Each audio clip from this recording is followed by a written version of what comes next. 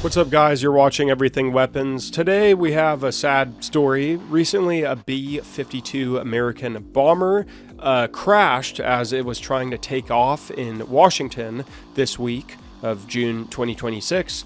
And sadly, I think 6 Americans were killed, and the Pentagon released all of their names. We're going to get into all of the details that we have so far about this plane crash. Sorry, it happened at California, not Washington, at an Air Force base. And it was actually 8 people, so I'm totally wrong there, but we're going to get into it.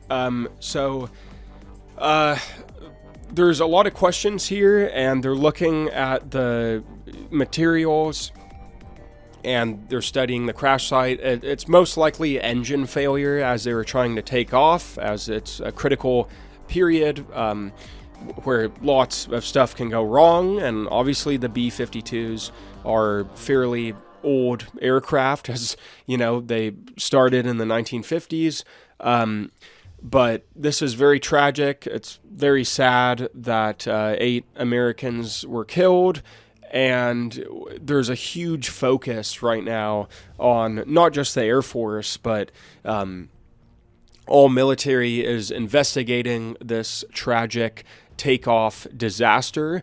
And I don't know about you guys, but I saw the video and it is crazy. The plane just completely exploded. It's just ash left over. It's just a bunch of black ash. There's no plane parts even remotely visible really. Just a mess. So why in 2026 do we have so many aircrafts going down? And Oliver Tree was also just killed in a helicopter recently, the singer in Brazil. And I have like an F-18 crashed in Washington story I have to discuss. But here we're going to read a little bit from thewarzone.com. So there are so many questions to be answered about what led to this fatal mishap, tragic disaster involving the B-52H bomber at Edwards Air Force Base. The crash was tragic on a level.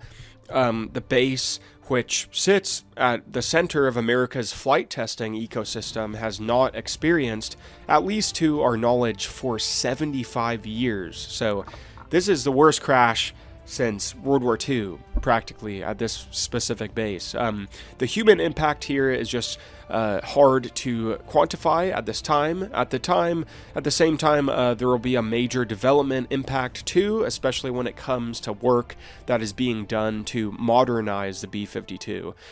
This is a constellation of programs that are seen as vital to U.S. national security and are also already running far behind schedule and over budget. At the same time, we do know that the aircraft in question was being used to support the radar modernization program, and its loss will have ramifications for that effort. And the RMP, or Radar Modernization Program, has already suffered years of delays and major cost growth, the latter of which triggered a deep, legally mandated review. However, in the past year, the U.S. Air Force has been talking more positively about progress on this critical upgrade, as well as other parts of a larger B-52 modernization effort that have faced their own hurdles. It was a B-52 that was on initial takeoff supporting the radar modernization program. Air Force Colonel James Hayes, deputy commander of the 412th Test Wing at Edwards, said at a brief press conference yesterday it was a local test sortie. It took off and immediately after takeoff crashed and burst into flames and just completely exploded. The 412th is the main unit at Edwards. As noted, the base serves as the U.S. Air Force's main test and evaluation hub.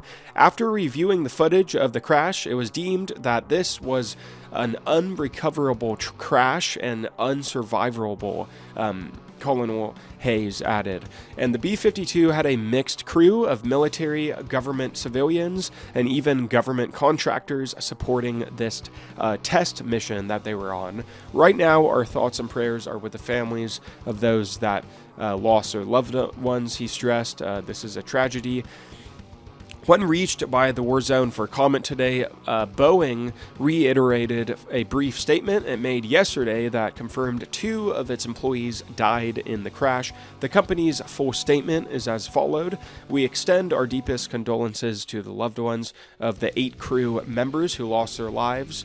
And they were actually released. The Pentagon released the names of the 8 people killed.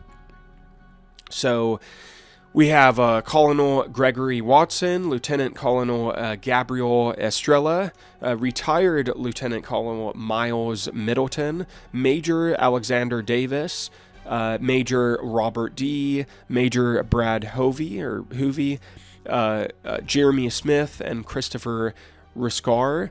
I think I'm saying that correctly, so rest in peace. Very sad, very tragic, so rest in peace to these Americans. It says here they were dedicated professionals, beloved family members, and irreplaceable teammates.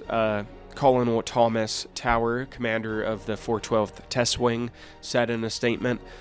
And Watson and Middleton were employees of Boeing, the manufacturer of the B-52 Stratofortress. And the name of Smith, a civilian flight test engineer for the Defense Department, emerged Tuesday 4 months before he was killed, and Smith became a father for the second time. Very sad.